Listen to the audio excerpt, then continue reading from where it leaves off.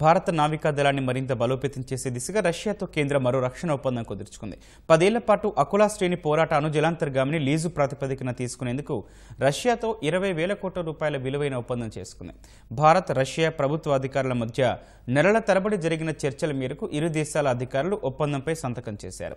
ఈ ఒప్పందం కింద 2025 నాటికి జలాంతర్గామిని భారత నావికా దళానికి అందించనుంది. ఇది రష్యా నుంచి భారత్ లీజుకు తీసుకున్న 3వ జలాంతర్గామి కానుంది.